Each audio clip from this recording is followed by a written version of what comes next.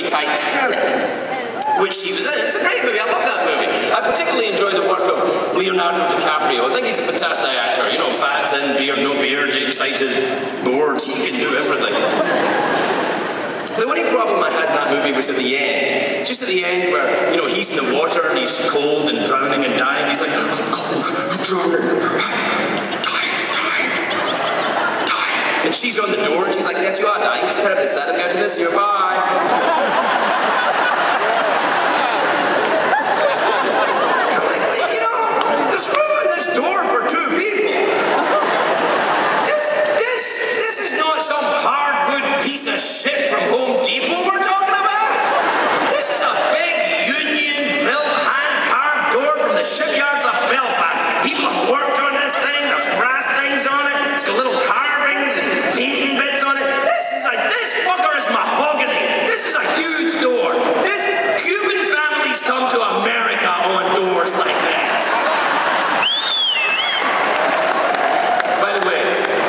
Say that in Miami.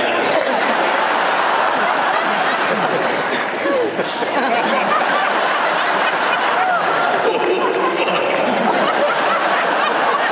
fuck. That was a long, deep hole to get out of that. Anyway, I thought it was ruining the door for two people. So in my excitement and in the heat of the moment, I'm a passionate person. I get involved in the heat of the moment. I said, oh, come on, Kate, move over, you fat bitch. Now, I don't mean that.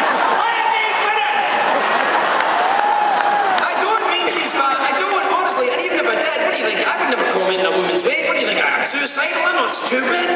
It's not my place to comment on a woman's weight. I know my place. It's all right, Your Majesty. I would never do that.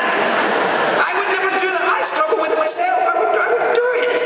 I feel terrible about it. So I called her agent myself. I was like, oh, you know what? I actually feel terrible about this. This is not the kind of message I want to send at all. I feel awful about this. Look, let's get Kate on the show. I'll apologize on the air. We'll say, I'm a dick. You were great. I was terrible. You were awesome. And we'll take care of this. And the agent said, let me call her. I'll call you back. So the agent called me back in about 5 minutes and said, Kate will never appear on your show. And I said, fine, tell her she's a fat bitch.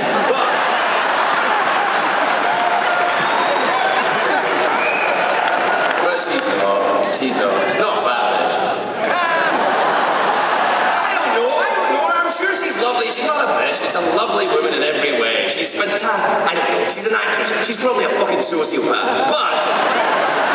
But she's not a fat sociopath. And you know what? Even if she was fat, which she's not, but even if she was, I like that. I like a bit of fat on a woman. I like a bit of, I like her struggle. I like a bit of, come on, let's get you up the stairs. I love all that. I like that. I like to slap and then watch the wave go. I like that. There's a name for men like me that don't like their women too skinny. We're called heterosexuals.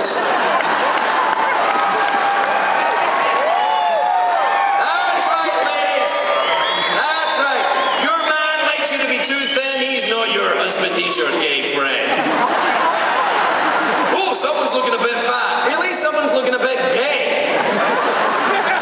You're welcome, girls. Use it anytime you like. I give to you. Enjoy your prize. I do like about I think it's because, I grew up in Scotland, obviously, and, in Scotland, you American boys, you can look at your dad's Playboys under the bed and stuff like that. There was none of that in Scotland. There's no naked lady pictures in Scotland. My dad used to just go around the house going,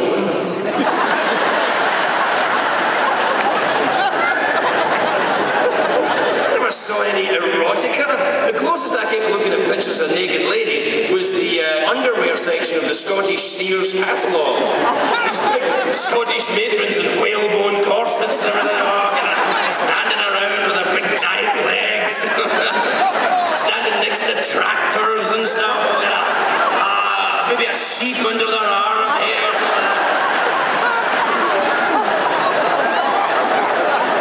Big, sexy Susan Boyle women all standing around. We'd all be like, whoa, look at the eyebrow on her.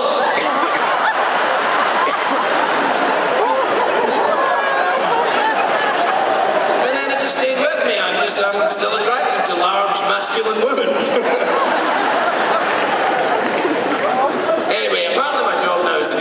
sex scandals and the celebrities and stuff, I never know what the fuck to do with it. The worst one, the most difficult one I ever had to deal with, was the David Letterman sex scandal.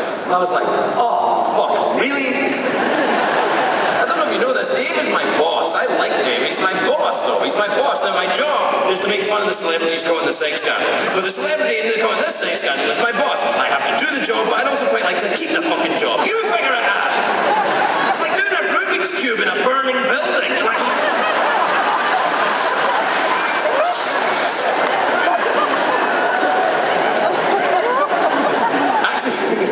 Actually, when I first heard about the Letterman sex scandal, I shat my pants because I was walking around the house in the morning. Wait, you don't say that in Connecticut? I'm sorry, I number 2'd my doublets. How's that? Well, that I understand. Now, the first time I was really frightened when I first, because I was just walking around the house in the morning, the TV was on, I wasn't really paying attention. I heard the anchorman saying, CBS late night host caught in sex scandal. I was like, Fabio, you bitch! And I was like,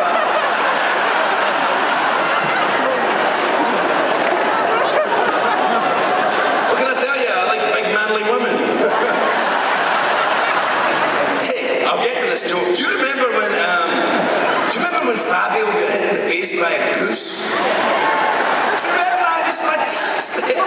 Fabio, we're opening up a new amusement. Oh, what the fuck?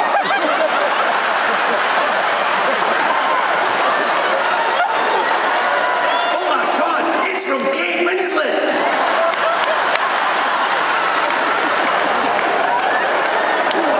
You are a fucking dick. And you've got a badass. Love, Kate. Thanks, Kate.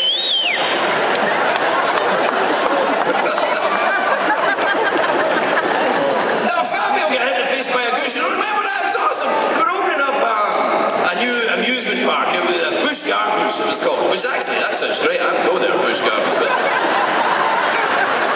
there's a gentleman's club called Busch Gardens. Gentlemen, welcome to Busch Gardens. Black velvet. You ready?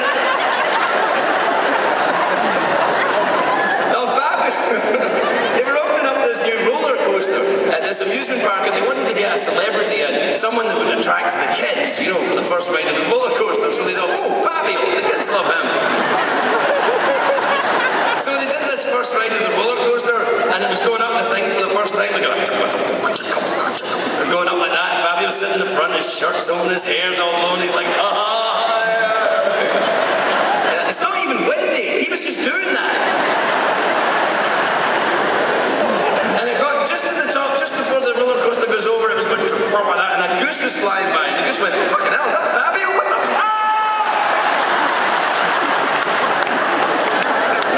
And as the goose is dying, it's thinking, what are the fucking odds of this? Death by Fabio?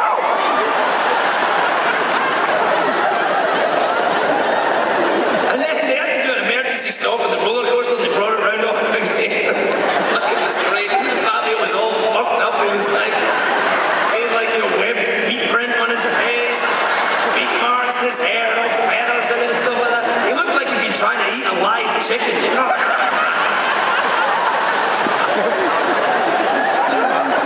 And he did that. I do this when I'm embarrassed as well. He pretended he was really angry, so he's like, But the best was a couple of days later when he tried to start a kind of We Are the World thing for people that had been hit in the face by geese when riding on roller coasters. Like, we were hit by geese. It was fucking scary. And then it didn't work out because they looked it up and they went, actually, in the history of the human race, this has never happened before, Fabio. No one else has ever been hit by a goose. You're the first one. The odds are astronomical. And you know something? See when something that unlikely happens, something that unlikely, that just almost impossible, something so weird and unplanned like that, that proves to me the existence of God. It proves to me there is some kind of intelligent thought in the universe. Because you know God's up there and God's going, what is that, Fabio? How does he do that with his hair and the shirt? It's not even windy over here. What?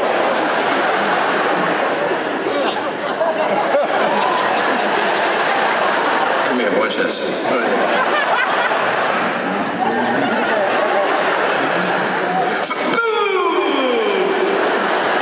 How do you feel now, atheists?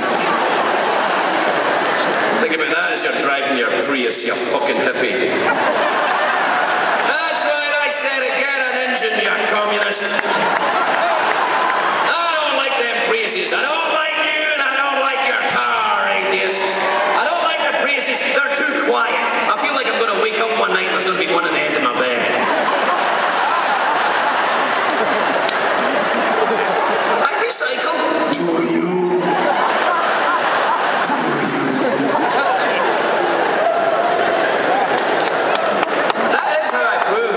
Of God to myself, though, is the unlikeliness theory. When things that unlikely happen, it proves to me. I can prove to you right now, using my unlikeliness theory, the existence of God. I'll do it right now. All right, here it comes. Siegfried and Roy. Bear with me. We're going to go back in time. We're going back to the streets of Vienna, Austria. It's 1974. A young man is walking the streets at night. He's forlorn and upset. His name is Siegfried. I am forlorn and upset. I am doomed to a life of loneliness, for no one will share my interests. There were no one in the world for me. The only things that interest me are lion taming and cock.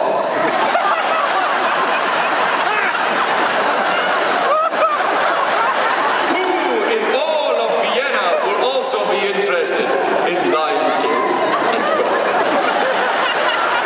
Hi, Siegfried. I'm Roy. I'm also interested in lion taming and cock.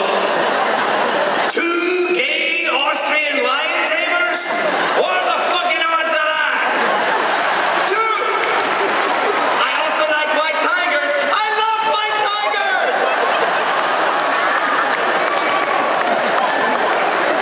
How do you feel now, atheists? What do you atheists shout when the brakes fail in that little shitbox? What do you shout? Chance chemical reaction? Oh, you fucking don't.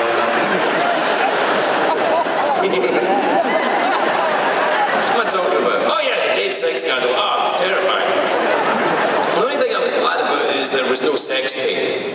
You know, because, I love Dave, but I don't want to see that. Shut up.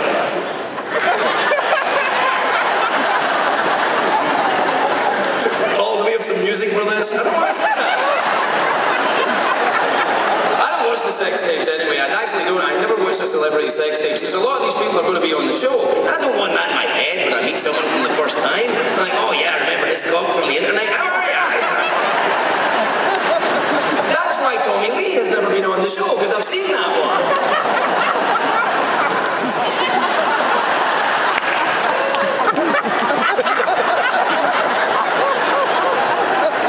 Actually, until I saw that video, I didn't know Tommy Lee was Scottish. Alright,